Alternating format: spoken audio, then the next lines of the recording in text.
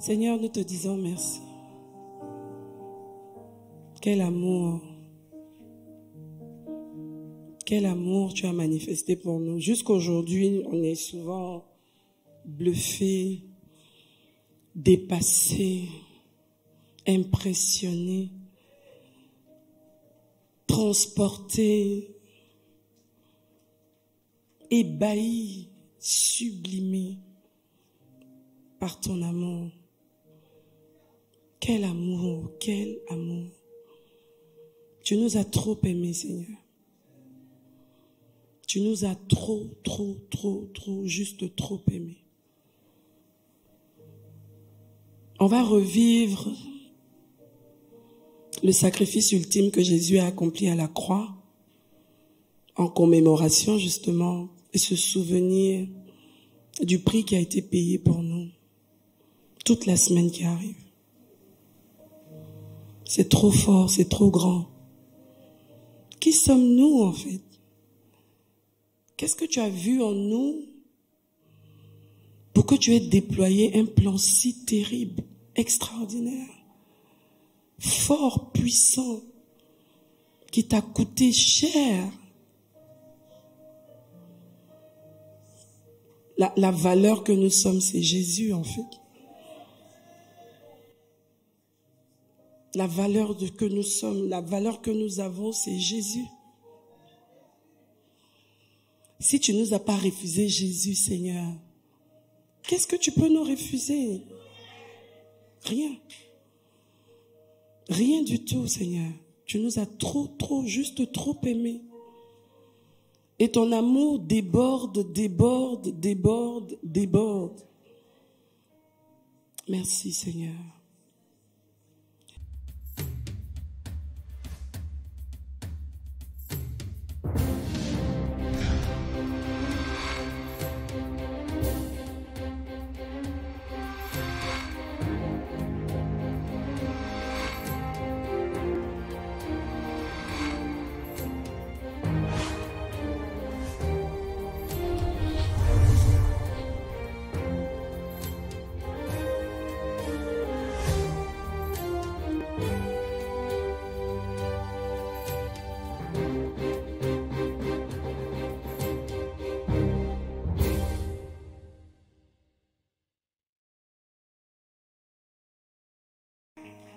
Seigneur, nous te disons merci. Quel amour tu as manifesté pour nous. Jusqu'aujourd'hui, on est souvent bluffé, dépassé, impressionné, transporté, ébahi, sublimé par ton amour. Quel amour, quel amour. Tu nous as trop aimés, Seigneur. Tu nous as trop, juste trop aimés. On va revivre le sacrifice ultime que Jésus a accompli à la croix en commémoration justement et se souvenir du prix qui a été payé pour nous toute la semaine qui arrive.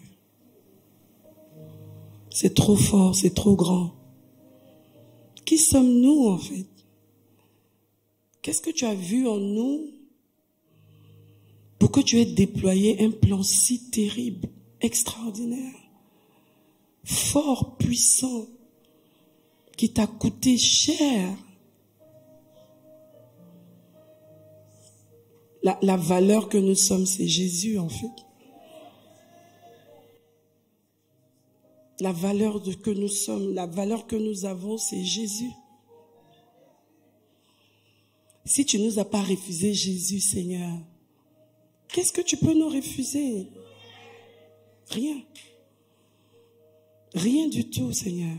Tu nous as juste trop aimés. Et ton amour déborde. Merci, Seigneur. Merci pour cet autel, le temple de la foi. Merci pour tous les enjeux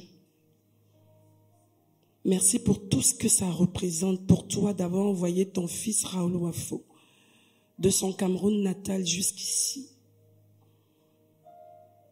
Dans la perspective, dans le prolongement justement de l'œuvre que Jésus a accomplie à la croix pour plusieurs ressortissants ivoiriens et d'autres nationalités qui convergent, qui se connectent à cet autel. Les choses spirituelles sont juste impressionnantes. Comment toi tu peux orchestrer, tu peux déplacer, tu peux ordonner, tu peux superposer, juxtaposer, c'est-à-dire compléter jusqu'à ce que le schéma soit atteint. Merci pour le révérend Raoul Wafo. Merci pour le prix que tu lui donnes de payer pour que véritablement tes buts soient atteints. Dans la frange des personnes que nous sommes, dans l'échantillon des personnes que tu t'es choisi, Seigneur, et tu as décidé d'embellir, de façonner, de mouler, de transformer pour la seule gloire de ton nom. Ce matin, nous voulons te rendre toute la gloire pour cet autel et pour son berger, le révérend Raoul Wafo, au nom suprême de Jésus. Tu peux faire mieux que ça. Tu peux faire mieux que ça parce que, en fait, tu es à l'image de l'autel. Tu es à l'image de tout ce qui ressort de cet autel. Si tu reconnais que Dieu te fait du bien, c'est par cet autel, c'est par cette connexion, c'est par ton Père, c'est par le canal qui s'est choisi en fait. Nous ne le dirons jamais assez. Nous sommes fiers, nous sommes bénis de ce que Dieu fait au travers de cet autel. Au nom de Jésus. Amen. Assois-toi royalement, comme on a l'habitude de le dire au temple de la foi. Et dis à ton voisin, est mon Dieu. Est mon Dieu. Le thème du message ce matin, c'est aimer Dieu. Aimer Dieu. C'est pour ça qu'on a chanté ce beau chant. Que son amour, que son amour en nous déborde. C'est-à-dire, de la même manière que lui, son amour a débordé pour nous, que nous aussi, en réponse, notre amour puisse déborder. Et que Dieu puisse dire, waouh, c'est magnifique. Je vois quelque chose, je vois un bon répondant, un bon retour. Vous savez, nous sommes aujourd'hui nés de nouveau parce que nous avons répondu à l'appel de Dieu. Dieu nous a fait la cour. C'était une vraie cour, hein. Pendant des années, de toutes sortes de manières, il envoie X, Y. Tu dis, oh pardon, laissez-moi avec vos histoires de Jésus. On a fait ça. Dès que ta personne même arrive comme ça, tu dis, si tel arrive ici, je suis pas là. Hein. Je veux même pas entendre. Et puis comme ça, par amour, il s'est pas découragé. Il a insisté, il a persévéré jusqu'au jour où nos cœurs se sont disposés à ne serait-ce qu'écouter pour entendre ce qu'il avait à nous dire. Et il a commencé à nous parler, à nous montrer à quel point nous avions de l'importance pour lui. Et ce jour-là, nous avons compris qu'il y a un grand prix qui a été payé, que toutes les batailles, les luttes, les troubles, les défis, les défaites même qu'on a eu à avoir sont dus juste au fait que nous n'avions personne pour nous aider, pour nous sauver. Nous étions livrés à nous-mêmes et à un méchant dominateur qui était le diable. Mais par la grâce de Dieu, le Seigneur Jésus allait mourir à la croix. Et ce sacrifice qu'il a accompli, il fallait que les gens puissent entendre que ce sacrifice était pour eux. Et c'est comme ça qu'on a accepté le Seigneur.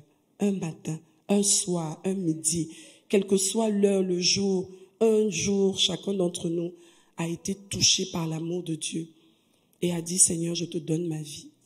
Et la nouvelle naissance a été pour nous la réponse justement à l'amour de Dieu. Et vous savez, tout au long de notre vie, on ne finira jamais d'appréhender, de comprendre, de mesurer le prix qui a été payé.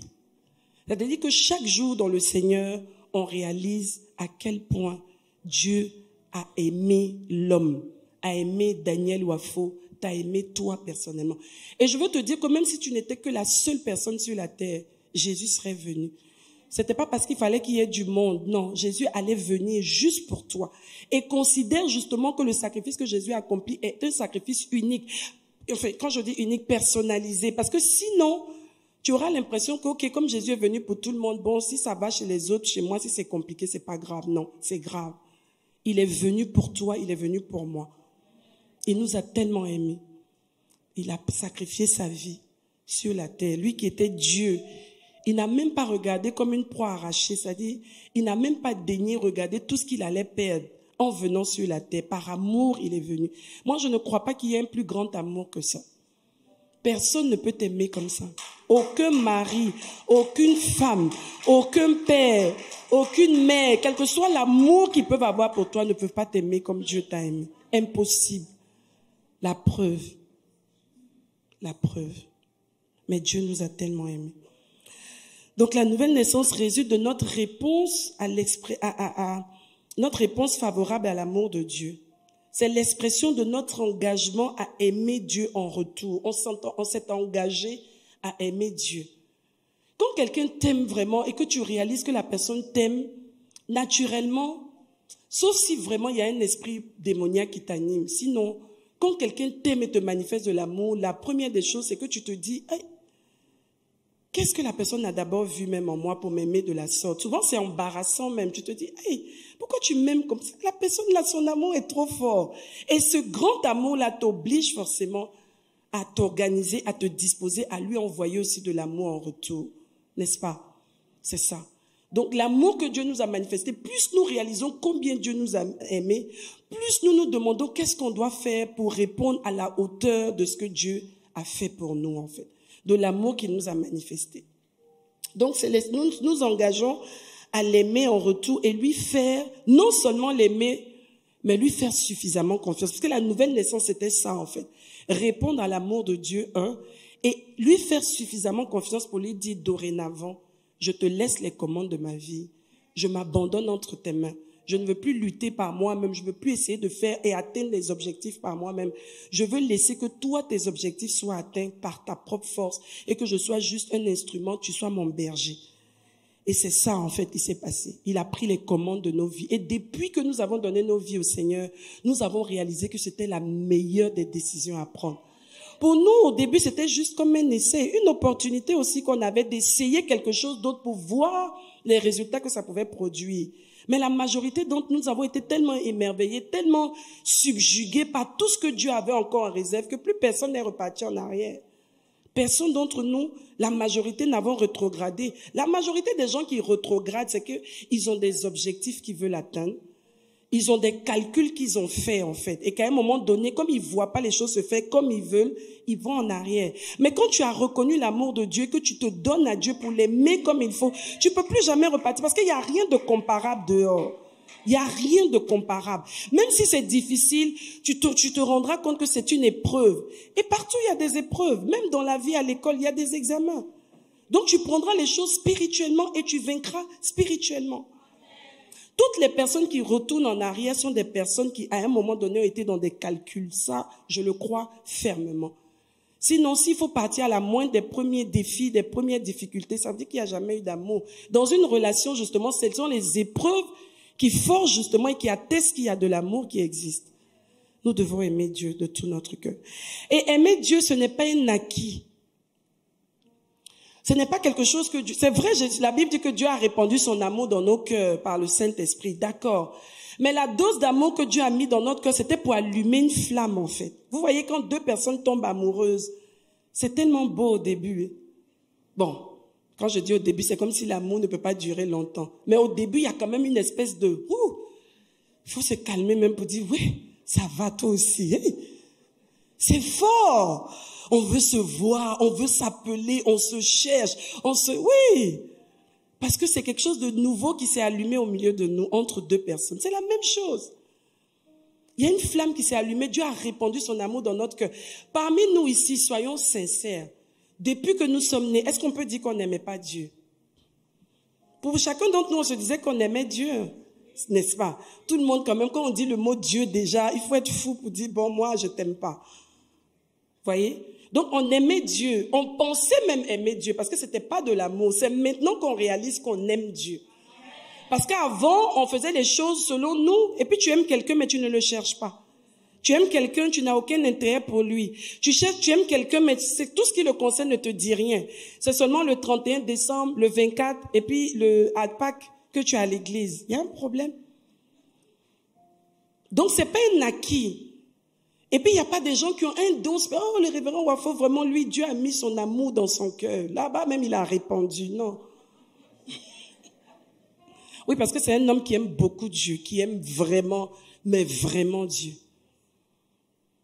Donc, c'est pas comme si Dieu choisit des personnes chez qui il met... Non, non, non. Il allume l'amour dans le cœur. La flamme s'allume. À chacun d'entre nous d'entretenir et de faire grandir la flamme. C'est ça. Donc, ce n'est pas un acquis, c'est une quête. On va à la quête, on recherche, on se met dans les dispositions pour ne pas que cet amour-là dégringole, mais bien au contraire que cet amour puisse grandir et s'allumer encore plus et embraser même d'autres personnes. C'est ça en fait. Donc ce n'est pas un acquis. Et l'amour que nous avons pour Dieu n'est pas subjectif. C'est-à-dire c'est pas un amour selon ma personne. Moi j'ai ma manière d'aimer Dieu. Tu as il y a des gens qui te disent ça, oui mais toi tu as ta manière d'aimer Dieu, c'est ta façon. Moi Dieu voit dans mon cœur. Non. Même si c'est dans ton cœur, au bout d'un moment, ça devra se voir par tout le monde.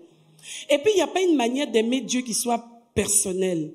Non, on aime Dieu comme Dieu veut. Il y a une manière que Dieu nous montre. Et il nous dit, c'est comme ça que moi, je veux que tu m'aimes. Moi, quand je me suis mariée au début, j'avais ce problème-là. Moi, j'avais ma manière de démontrer et de manifester mon amour à mon mari. Et j'étais offusquée de voir que parfois, je fais des choses qui devraient lui prendre que je l'aime et il ne voit pas ça comme ça, en fait. Et il me dit, non, toi, c'est ta manière pour toi de me montrer ton amour, mais non, moi, j'ai une autre manière que je veux, une manière dont je veux recevoir ton amour. Et c'est comme ça qu'on apprend justement à aimer la personne comme elle veut, pas comme nous on veut. Et c'est la même chose avec le Seigneur. Avant, on aimait le Seigneur, mais on dit, non, Seigneur, moi, j'ai 3 jours, 3 dates dans l'année, on a rendez-vous, le reste, là, laisse-moi vivre. Ça, c'était nous. Et on disait, non, moi, j'aime le Seigneur, mais on n'aimait pas Dieu comme Dieu veut. Et c'était même pas de l'amour, c'était juste de la bonne conscience parfois. Et Dieu, justement, nous donne aujourd'hui sa Bible, sa parole, pour que nous puissions justement voir comment il veut que nous l'aimions. Il dit, celui qui m'aime, met ma parole en pratique. Tout ce qui est rattaché à la démonstration de notre amour pour Dieu devra se manifester par la mise en application de ses principes, de sa parole. C'est ainsi, c'est comme ça qu'il nous dit de l'aimer. Donc personne n'a, non, ceux-là, ils ont leur façon d'aimer. Moi, j'ai ma façon d'aimer. Non, il y a une manière divine d'aimer Dieu. Et c'est défini par Dieu lui-même, pas par nous. Donc ce n'est ni un acquis, ce n'est ni subjectif. C'est une quête continue qui doit se faire comme Dieu veut et non comme nous voulons. Et le manuel qui nous l'apprend est la parole de Dieu. Amen. Ok. Matthieu 22, versets 36 à 40. Maître, quel est le plus grand commandement de la loi? Ça, c'est une question très intelligente. Elle dit, je te suis, Seigneur, mais j'aimerais savoir vraiment ce qui te tient le plus à cœur. Quel est le commandement que je ne dois pas rater du tout, en fait? Et c'est normal, quand tu es en relation avec quelqu'un, tu dois savoir vraiment ce qui compte vraiment à ses yeux, par ordre de priorité. Pour ne pas que toi, tu commences par à la dernière valeur pour remonter, pour que tu commences dans l'ordre que la personne te définit.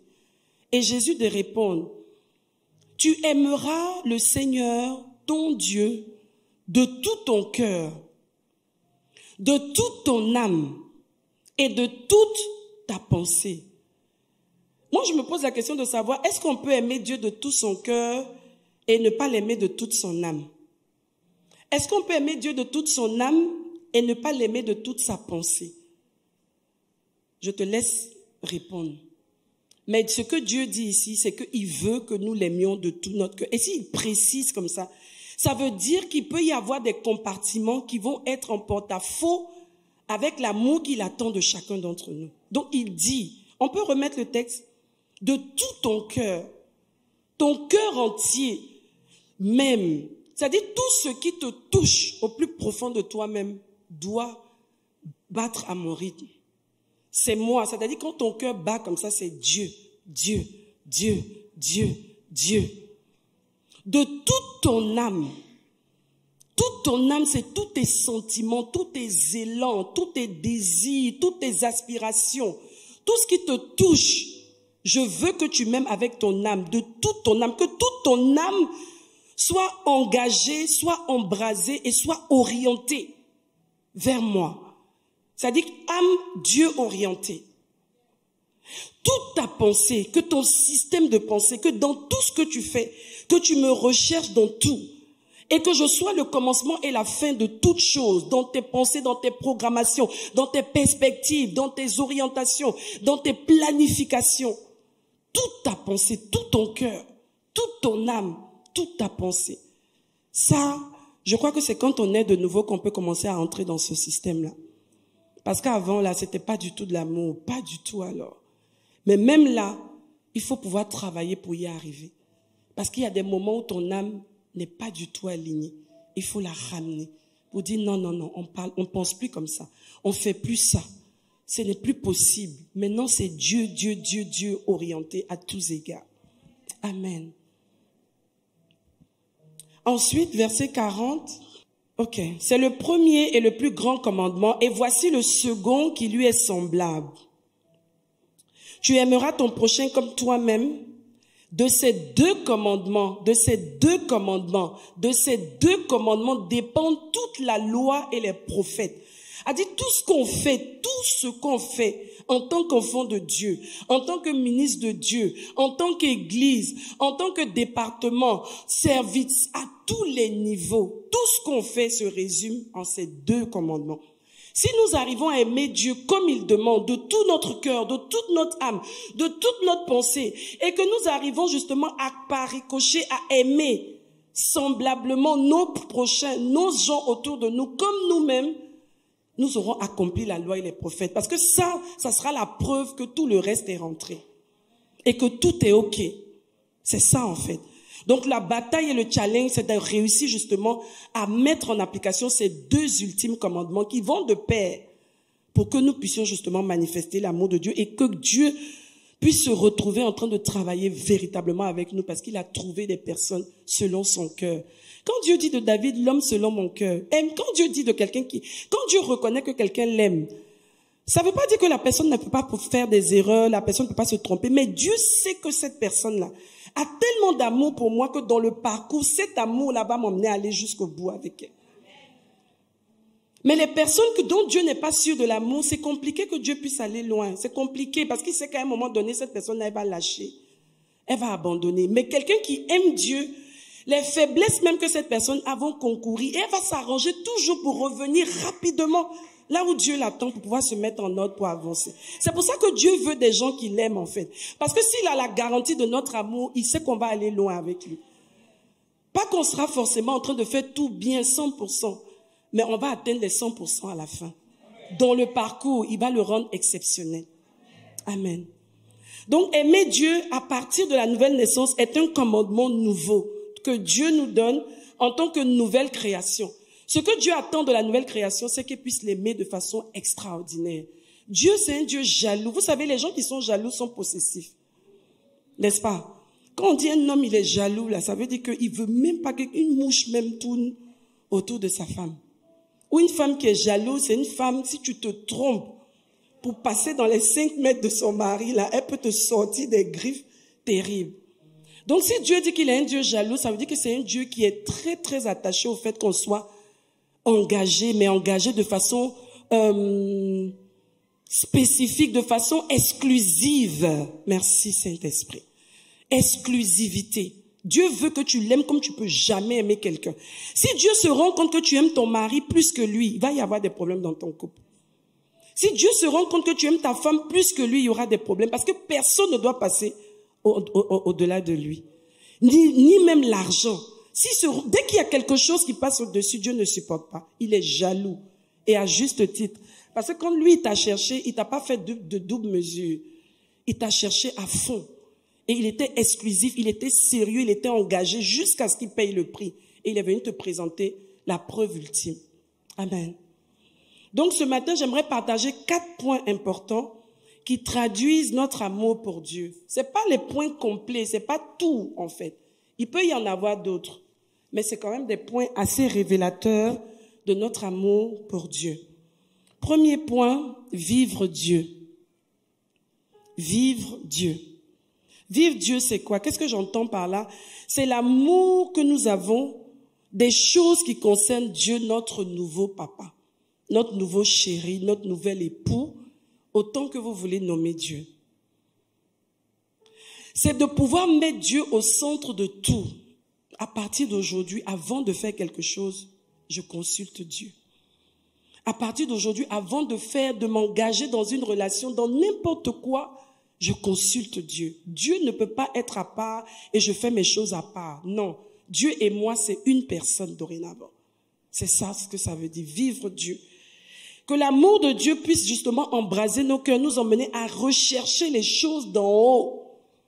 Rechercher les choses d'en haut. On est dans un monde aujourd'hui où on nous présente tellement de choses pour nous distraire. Mais on doit rester concentré. On a été sauvés pour apporter la vie. La vie que nous avons reçue, la répandre autour de nous, être un parfum de bonne odeur. Dieu veut nous travailler et nous mettre justement, nous exposer pour que les gens regardent ce qu'il est capable de faire avec une vie qui était en lambeaux, une vie qui était détruite, brisée, pourrie.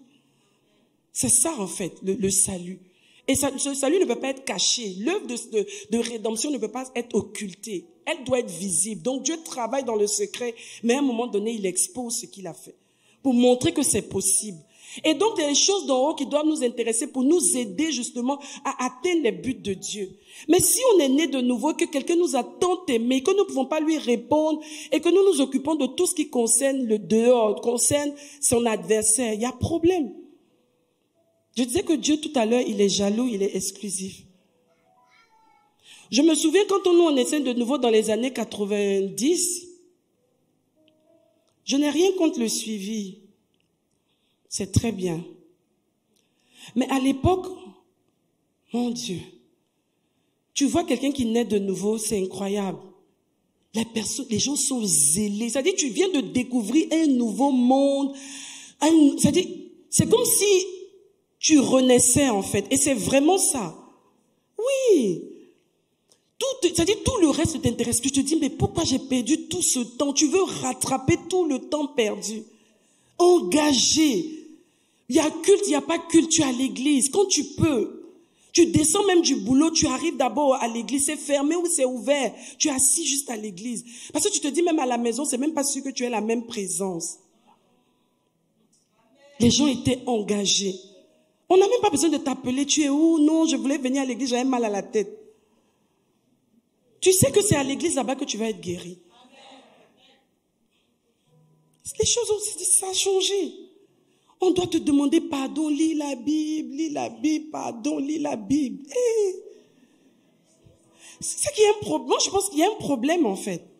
Parce que c'est quelque chose t'a émerveillé, dans lequel tu es entré, tu as été sublimé. On n'a même pas besoin de te... Là, aujourd'hui, quand on te donne une nouvelle adresse, nous, les gens qui aimons bien manger, par exemple, on te donne une nouvelle adresse, on dit ce restaurant, non, mais leur poulet. Pendant même qu'on t'explique même que le poulet, voilà comment il faut ça. Tu salives déjà, tu dis, pardon, donne-moi l'adresse. Dans les jours qui suivent, là, j'y vais. Vrai ou faux? Quand on a de l'intérêt pour quelque chose, il n'y a pas de forcing à faire. Ça se manifeste tout de suite. Mais aujourd'hui, on est derrière les gens, non, on m'a pas suivi, on m'a pas appelé. Qui connaissait même nos numéros? Non, le pasteur connaît pas. Est-ce que tu cherches même que le pasteur connaît? Tu veux être dans la présence de Dieu. Non, il y avait, moi, à mon temps, là, il y avait portable. Je suis pas si vieille que ça. Bon, enfin, si âgée, c'est pas vieille, c'est pas méchant.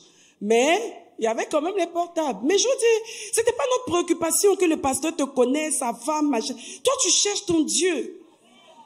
Tu demandes même, la prochaine réunion, c'est quand? On dit non, c'est dans 3 jours. Ah, il n'y a rien demain. On dit non, il n'y a rien demain. Et tu veux être tellement dans la présence de Dieu que même s'il n'y a rien, tu viens dans la présence de Dieu. Où sont ces gens d'enfants de Dieu là aujourd'hui? Où sont-ils? En jeunesse seule. C'est ça.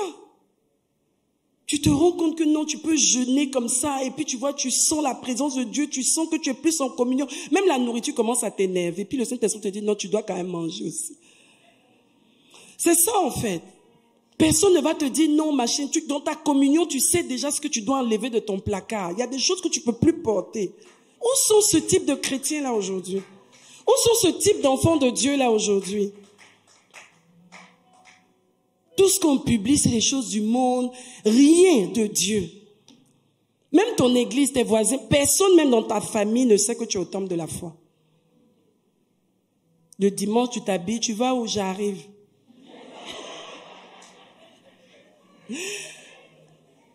C'est ça en fait. Il n'y a plus, je dis, cette fierté d'appartenance, de montrer qu'on est des enfants de Dieu, qu'on a trouvé les meilleurs. Parce que vous voyez, les gens qui sont fiers, ils se montrent. Vous voyez, les gens font leur parade de fierté. Les gens de l'autre bord, les doubles sexes, doubles machins. Oui, ils sont fiers et ils pensent qu'ils sont dans le vrai. Et nous qui avons le vrai, si aujourd'hui on est étouffés, on n'arrive même pas à faire resplendir la lumière qui est en nous, il y a un problème. Et je pense que pour moi, le problème, c'est le manque d'amour de Dieu. Moi, sincèrement, c'est ce que je pense. Est-ce que les gens aiment encore Dieu comme avant? Est-ce que les gens aiment encore Dieu comme avant? On m'a parlé d'une communauté où les gens, c'est-à-dire dans l'année, dans ton cursus spirituel, tu prends une année, révérend. Si tu travaillais, tu abandonnes pendant 1 an pour aller servir Dieu. 1 an, c'est-à-dire tu abandonnes ton travail, tu prends une mise en disponibilité, ça te fait 1 an sans salaire. Parce que tu aimes Dieu et tu veux lui démontrer que même si je suis occupé, je vais prendre 1 an pour me mettre entièrement à ton service, ce que je ne peux pas faire pendant que je travaille. Je ne vous dis pas d'aller forcément à cet extrême, mais vous montrer jusqu'où. Et après, on est étonné de voir que Dieu ne fait rien d'extraordinaire dans nos vies, parce qu'il n'y a rien d'extraordinaire même qui le touche. Pour tout ce qu'il a fait, il ne voit rien en retour. Il faut qu'on revienne à ça. Ah, j'aime Dieu. Comment? Ah, il y a trop de réunions cette semaine. On a déjà trop enchaîné. La semaine dernière, il y avait les jeunes. Maintenant encore, il y a réunion. Isha est fini, je me repose. Je vais venir à Pâques.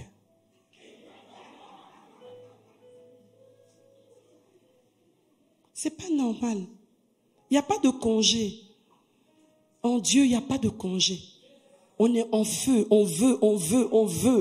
On est toujours prêt. On attend. On prie même pour que le Seigneur inspire ses serviteurs pour qu'il y ait des programmes. On n'est pas fatigué.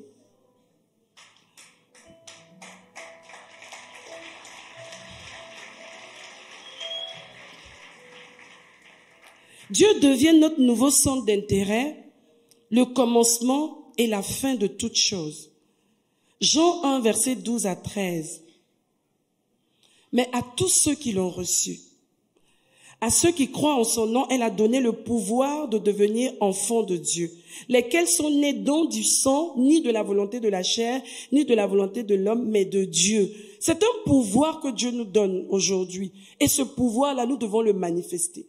Notre volonté doit accepter ce pouvoir, le prendre et le manifester. On ne peut pas être au culte dimanche, en plein culte. Il y a des personnes qui font tout le culte dehors. Il y a un problème. Est-ce que tu es obligé de venir à l'église? Tu te lèves de chez toi, tu viens à l'église et tu ne fais pas le culte. Est-ce que vous vous rendez à quel point les gens ont perdu même la notion de tout ce qui est spirituel?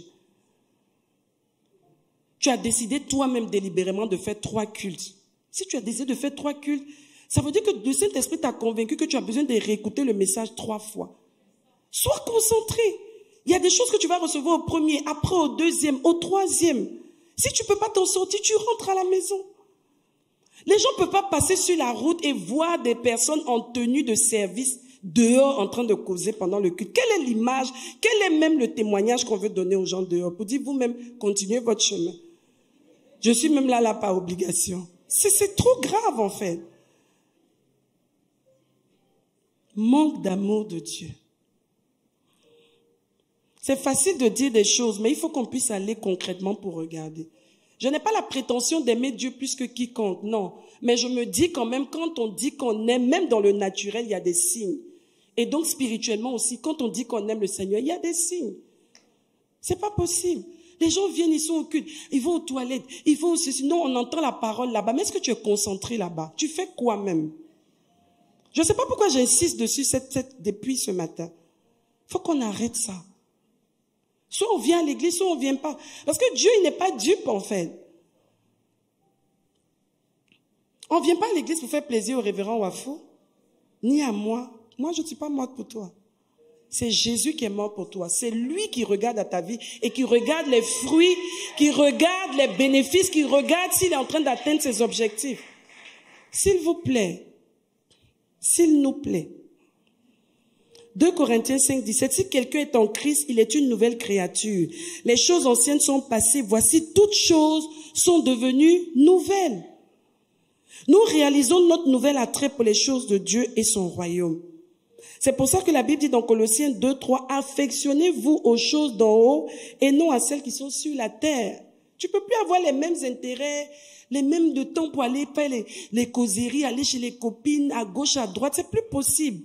Je dis pas de pas avoir des amitiés, si, mais tout reprendre sa place. Si les amitiés étaient à la place numéro 1, tu les redescends, tu mets Dieu en 1. Tu mets les choses de Dieu aussi au-dessus. Et tu remets l'équilibre, en fait. On doit s'affectionner des choses d'en haut et non à celles qui sont sur la terre. Il naît en nous le désir ardent de lui plaire et de nous mettre à son service. Quand tu aimes quelqu'un, tu veux servir la personne. Tu cherches tout ce que tu dois faire pour que cette personne-là, tu puisses lui apporter un plus à sa vie, tu puisses l'aider quelque part, tu puisses être utile à sa vie en retour de tout l'amour reçu. C'est impossible que quelqu'un puisse être dans la maison du Seigneur pendant 5 ans sans rien faire. Le matin, tu viens, tu prends tes affaires, tu t'en vas. Sous prétexte que non, je ne veux pas avoir de problème avec les gens. Mais au service là-bas, c'est pas des gens avec qui tu travailles. Vous n'avez pas des problèmes parfois. Mais tu supportes, tu gères parce que tu sais que tu as ton salaire là-bas. Maintenant, tu veux un autre salaire ici. Mais tu fais quoi? Servir Dieu, c'est le plus grand des privilèges en fait. Être utile entre les mains de Dieu, c'est le plus grand des privilèges. Et quand je dis servir Dieu, ça ne veut pas dire forcément prendre le micro, être pasteur, non. Être utile. Je suis un laïc, mais qu'est-ce que je peux faire pour apporter quelque chose? Même un dimanche, qu'est-ce que je peux faire? Même un input pour que l'œuvre de Dieu puisse avancer. Ou même chez moi, dans mon service, je décide d'être tellement l'ambassadeur de Christ que chaque semaine, je me donne le challenge de trouver au moins une personne dans mon entourage pour l'emmener à l'église. Ça aussi, c'est être au service du Seigneur. Matthieu 6, versets 31 à 34. Ne vous inquiétez donc pas et ne dites pas que mangerons-nous, que boirons-nous, de quoi serons-nous vêtus, car toutes ces choses, ce sont les païens qui les recherchent. Votre Père Céleste sait que vous en avez besoin. Cherchons premièrement le royaume et la justice de Dieu, et toutes ces choses nous seront données par-dessus. C'est pas cherchons ces choses, et quand ça va commencer à venir, on va s'occuper de Dieu. Non, ça c'était le concept du monde. Je vais finir, je vais bien me retrouver d'abord. Quand je vais m'en sortir, quand je vais vieillir, je vais venir à l'église. Moi, c'est ce que je me disais. C'est plus comme ça. Je me bats, je fais tout pour que mon être entier puisse être au service de Dieu. J'aurais pu ne pas être pasteur, mais je serais toujours engagé dans cette perspective. Parce que ce n'est pas l'ultime ou bien la seule voie d'être au service du Seigneur. Il dit, ne vous inquiétez donc pas du lendemain, car le lendemain aura soin de lui-même. À chaque jour suffit sa peine. Regardons nous-mêmes. Toutes les personnes qui ont vraiment l'amour de Dieu dans leur cœur, honnêtement, regardez leur parcours. Cette parole-là, elle devient vérité dans leur vie. Même s'ils passent par des déserts ou par quoi que ce soit, ça fait partie de leur témoignage. Mais ces personnes-là finissent toujours par sortir la tête de l'eau, par sortir, se distinguer. Parce que l'amour de Dieu, c'est tellement rare des personnes qui aiment Dieu que Dieu doit forcément les élever en fait, et montrer aux autres, voici mon modèle. Voici ce que je recherche. Je disais tout à l'heure quand je commençais le message, David a fait des bêtises. Mais l'homme selon le cœur de Dieu, ça veut dire quoi? Il savait que cet homme-là m'aime tellement que dès que je vais lui dire, oui, il y a quelque chose qui ne va pas, il va revenir. Il ne va pas discuter. Non, Seigneur, toi, tu sais que, non, pourquoi toi aussi tu ne peux pas accepter? Non. Regardez les psaumes. Un homme vrai, sincère, ça ne va pas, papa, je suis dans les problèmes. Comme tu me vois là, c'est grave. Il fait quelque chose de terrible. Vrai.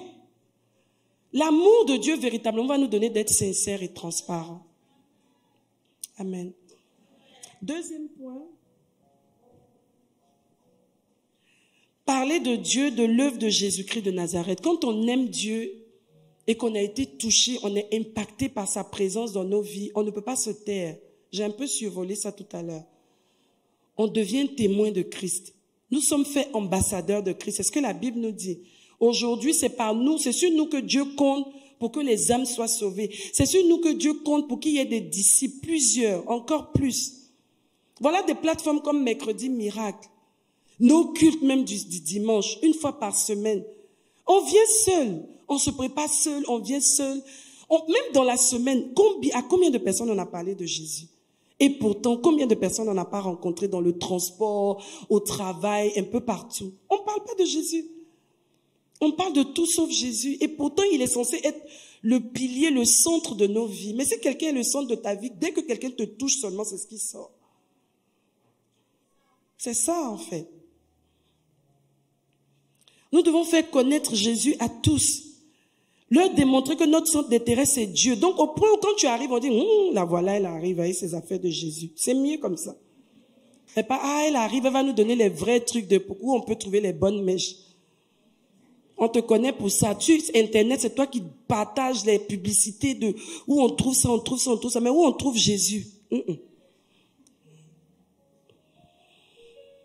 On doit partager nos nouvelles orientations, nos nouvelles perspectives, les aspects sous lesquels on envisage désormais notre vie. Parce que les gens doivent savoir que dorénavant, nous sommes Christ-orientés, comme je disais tout à l'heure.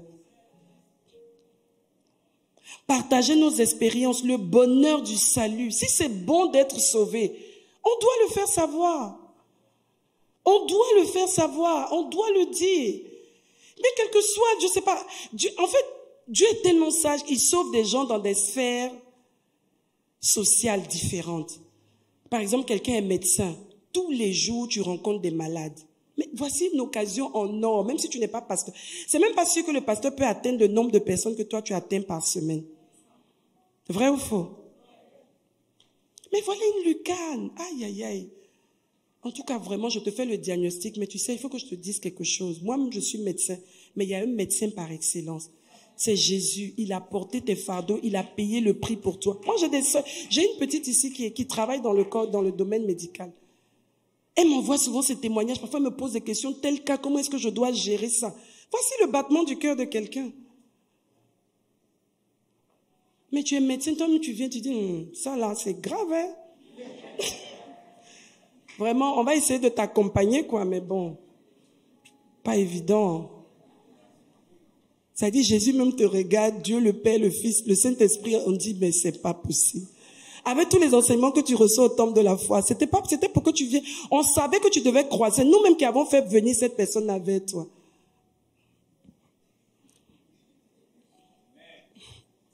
Marc 16, verset 15, puis il leur dit, allez par tout le monde et prêchez la bonne nouvelle à toute la création.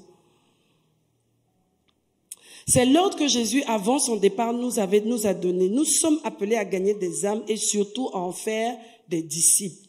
C'est pour ça qu'il a dit dans Matthieu 28, 19 à 20, allez par tout le monde et faites de toutes les nations des disciples. C'est-à-dire, pas juste les gagner à Christ, mais faire des disciples. Et le disciple, justement, il est gagné justement plus facilement aussi par le comportement, par la qualité de vie de la personne qui l'a emmené à Christ.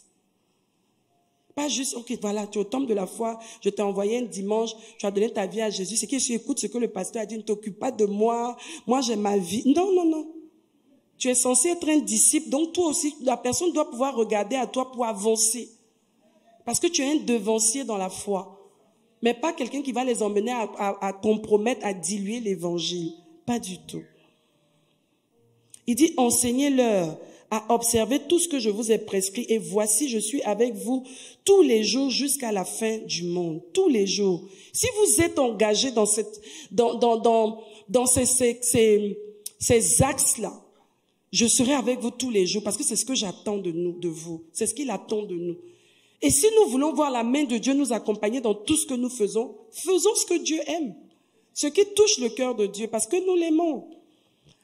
Souvent, les gens ont besoin juste d'entendre notre témoignage pour être bénis. Comme la femme samaritaine au puits de Sichar. Toute une ville. Elle a dit non, vraiment, j'ai rencontré quelqu'un, il m'a raconté tout. Je pense que c'est le Messie qui doit venir. Et elle était tellement persuasive. Vous savez, quand quelqu'un est tellement convaincu de ce qu'il dit, il y a une force de persuasion, en fait. Il y a une vie à l'intérieur qui pousse les gens à, même s'ils avaient l'habitude d'écouter d'une oreille, à se dire, bon, ok, je vais te suivre. Parce qu'il y a tellement de conviction dans ce que tu dis que je vais quand même aller avec toi pour voir si cette fois-ci là, ça doit être peut-être l'original ou la vérité. Troisième chose, manifester le caractère de Dieu. Si on dit qu'on aime le Seigneur, inéluctablement, nous devons finir par avoir le même caractère que Dieu, être à l'image et à la ressemblance de Dieu. Parce que toutes les personnes qui passent du temps ensemble finissent par déteindre l'une sur l'autre. Or, dans notre cas, c'est pas nous qui allons déteindre sur Dieu. Mais c'est Dieu qui va déteindre sur nous parce qu'il a le meilleur est en lui, en fait. Donc, on prend ce qu'il y a en lui et il déteint sur nous. Donc, notre intimité sincère avec Dieu devra nous amener à être transformés davantage. Notre intimité sincère qui naîtra justement de quoi? De notre amour véritable pour Dieu.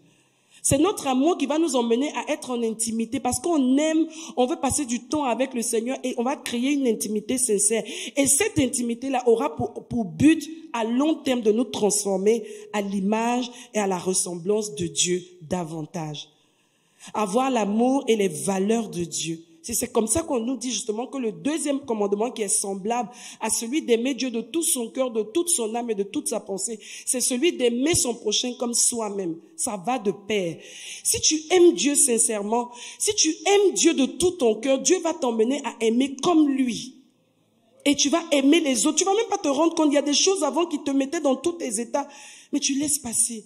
Tu pardonnes. Pourquoi? Parce que l'amour de Dieu a tellement grandi à l'intérieur de toi que tu finis par être comme Dieu et aimer comme Dieu, pardonner comme Dieu, manifester les valeurs de Dieu. C'est ça.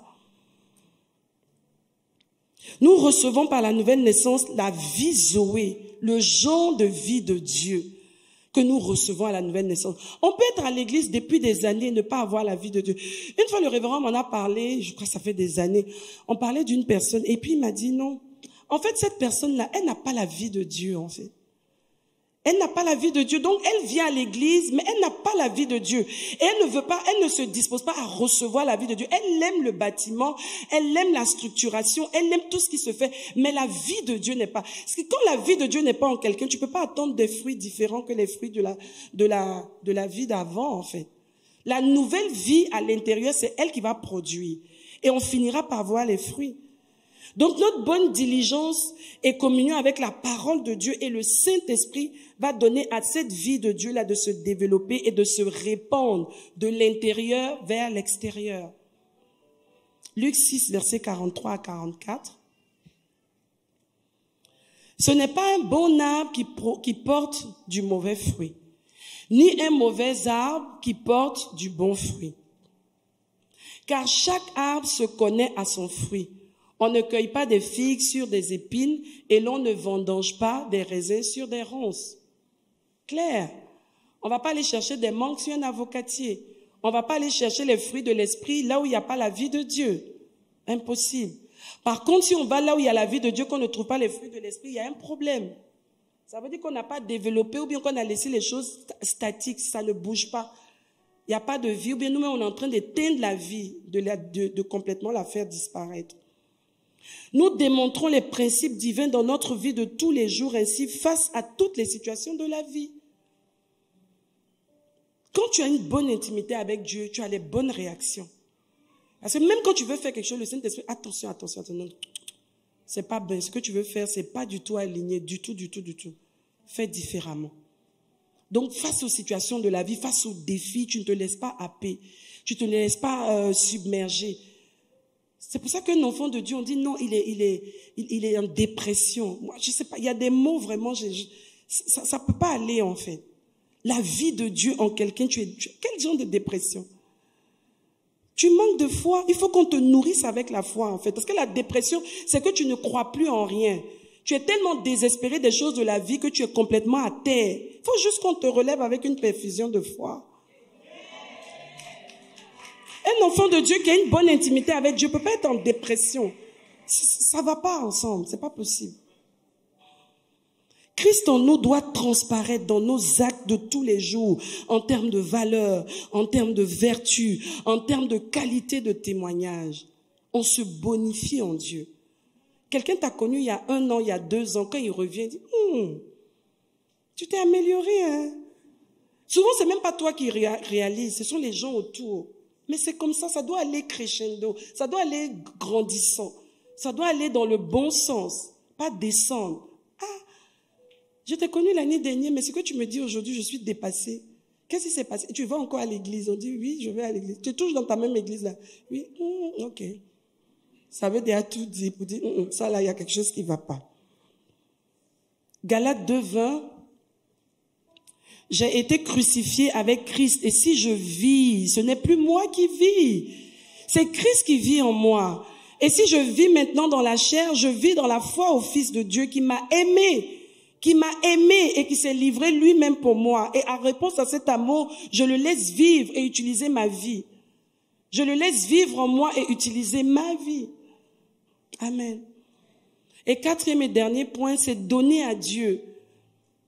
L'un des points aussi qui montre que je suis arrivé à un certain stade de mon amour pour Dieu, je n'ai plus de problème à donner. Tout ce que j'ai, de toutes les façons, appartient à Dieu. Tout ce que je suis appartient à Dieu. Tout ce que j'ai n'est pas de moi, c'est Dieu qui me le donne. Même si j'ai été brillante à l'école, j'ai été brillant. Oh oui, je suis un homme d'affaires, une femme d'affaires redoutable. Mais je reconnais que tout ça, c'est la grâce de Dieu. Je reconnais que tout ça, je ramène tout au pied du Seigneur pour dire, sans toi, j'aurais pas pu. Même quand j'étais pas dans le monde, c'est ta grâce même qui m'a aidé à avoir tout ce que j'ai acquis aujourd'hui. Et je ramène tout ça à tes pieds. Je reconnais que sans toi, je ne suis rien. Je ne peux rien. Du jour au lendemain, tout ça peut s'effondrer devant moi. Mais toi, tu es mon pilier. Et à partir d'aujourd'hui, tu prends le contrôle de tout. C'est ça. Je te donne tout ce que je suis. Tous les dons, tous les talents, mon âge, tout ce que tu as mis entre mes mains, je remets ça à tes pieds. Tu m'as tellement aimé, qu'est-ce que je peux te refuser? Ma vie, dorénavant, c'est pour toi. Fais de ma vie, c'est pour ça qu'on peut dire, je m'abandonne à toi. Fais de ma vie ce que tu veux. Réalisez que tout ce que nous avons appartient à Dieu. Ne plus avoir de murmure. Allons-y dans 2 Corinthiens 9, versets 6 à 7. Sachez-le, celui qui sème peu moissonnera peu. Et celui qui sème abondamment moissonnera abondamment. Oui, relativement à ce que Dieu lui a donné. Que chacun donne comme il a résolu en son cœur, sans tristesse ni contrainte. Car Dieu aime celui qui donne avec joie. Dieu aime celui qui donne avec joie. Quel que soit ce que tu donnes, que ce soit ton argent, que ce soit ton temps, que ce soit tes dons, que ce soit tes talents, ne viens pas manipuler les gens, ne fais pas de chantage. Donne avec joie. Je chante pour Dieu. On me donne quelque chose, on me donne pas, je chante pour Dieu. Regardez même dans le ministère, on fait tout ce qui est service même, tous ceux qui mettent leurs dons et leurs talents au service du Seigneur, qui le font avec joie. Regardez leur vie. Tu es quelque part, tu penses à rien. Quelqu'un sort poussé par l'Esprit de Dieu pour venir répondre à tes besoins. On a changé les chaises du temple et des musiciens. C'est venu de Rodolphe. Il n'a parlé à personne. Il a commencé à se dire, ok, mais il ne voulait pas déranger le révérend. Et puis il se disait, ça va passer ou quelque chose comme ça. Une dame qui n'est pas ici, qui nous suit en ligne, à qui Dieu met à cœur de changer la chaise du pianiste. On n'a pas dit tout le monde. Je ne dis pas que les autres n'ont pas de relation. Mais pour montrer jusqu'où, quand ton âme et ton cœur est engagé dans le service de Dieu. Qui insiste pour dire non, je veux. Et maintenant, moi, je reçois l'information, j'en parle au révérend, je viens à Abidjan, je lui en parle. Et c'est maintenant qu'il va me dire, oui, effectivement, j'avais commencé à avoir telle situation. Pourquoi tu n'en as pas parlé? Non, je ne voulais pas déranger. Et puis, j'étais dans une logique de foi et toutes ces choses. Jusqu'où Dieu peut. Jusqu'où. Quand vous servez le Seigneur, quand vous faites les choses du Seigneur, faites-le de bon. Si vous savez que le cœur n'est plus engagé, sortez. Il dit, celui qui donne avec joie. Pas avec murmure. Tu donnes, tu te plains. Tu fais cette chose, tu te plains. Tu veux quoi? Ta vie va pas avancer. Et c'est dramatique parce que quand c'est comme ça, les autres qui sont arrosés, qui sont bénis, on a l'impression que Dieu fait du favor. Mais Dieu lit les cœurs. Il a dit au début, non, aimer de tout son cœur, toute son âme et toute sa pensée. Dieu voit les 3 dimensions. Il dit, donne avec joie. Avec joie, sans murmure, nous devons donner et notre argent, et nos talents, et notre temps pour les intérêts de Dieu et son royaume. Simple. Ah non, il y a trop d'offrandes. Qu'est-ce que tu es obligé de donner? Non, c'est trop. Qui te met la pression? On dit librement. Tu n'as pas, tu t'assois. Pourquoi tu vas te lever pour prendre une offrande alors que tu sais que tu ne pourras pas? Tu te mets dans des problèmes. On n'a rien à prouver à qui que ce soit ici. Et quand tu as donné aussi, personne ne t'a forcé. On n'a pas mis une télécommande pour dire, toi, viens. Non. Tu es venu, tu as donné. Si tu parles dessus, tu as tout annulé.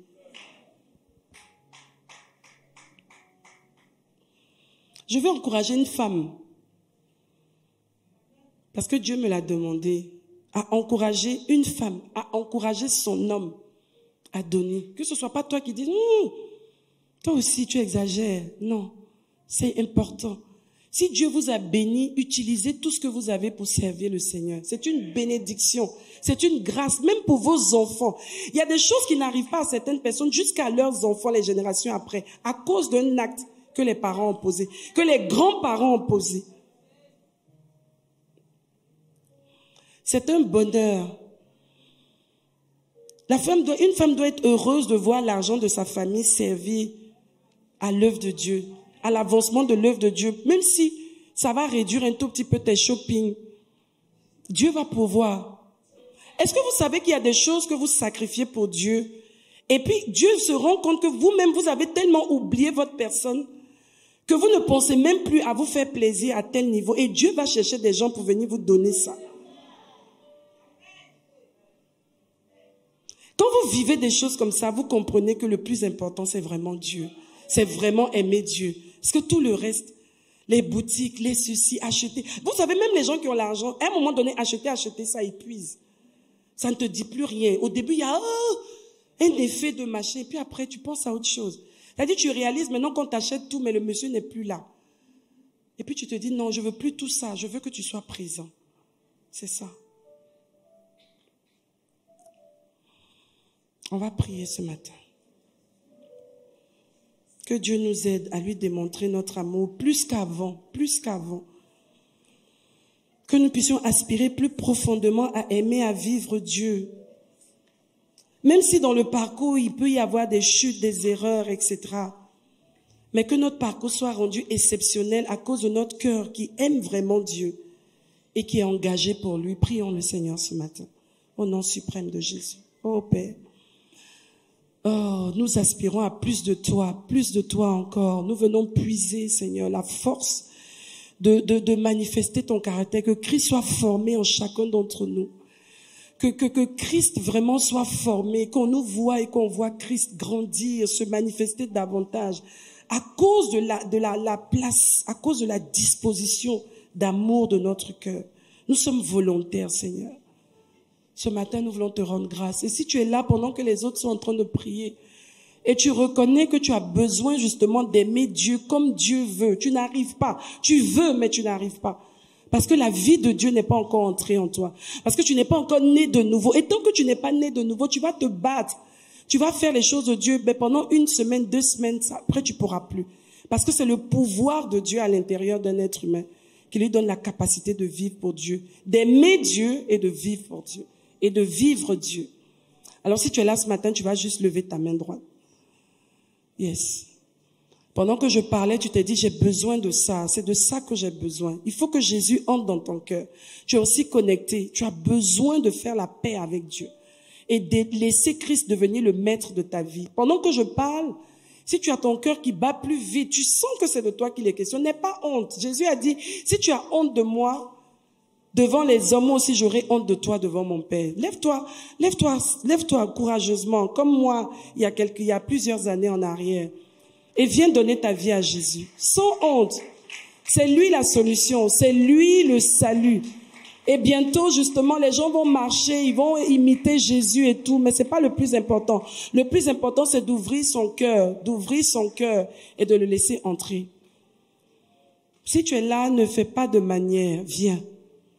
Tu sais pas ce que Dieu te réserve. Ou tu sais pas ce que le diable aussi te réserve dans les jours à venir. Viens. Je vais prier. Mon frère, que Dieu te bénisse. Et pour toi qui es connecté aussi, tu vas répéter après moi. Oui, Seigneur. Tu vas répéter, mon frère. Seigneur, Je te dis oui ce matin. Je réalise que j'ai besoin de toi. Et tant que je ne t'ai pas accepté comme mon Seigneur et mon Sauveur, je ne pourrai pas manifester l'amour que je dois t'apporter, que tu mérites. Seigneur, ce matin, je te reçois entièrement comme mon Seigneur et mon Sauveur personnel. Yeah. Merci Jésus. Merci pour ta grâce qu'il reçoit. Merci d'entrer dans son cœur, Seigneur, ce matin, au nom suprême de Jésus. Merci pour la manifestation de ton règne. Donne-moi ta main, donne-moi ta main, donne-moi ta main.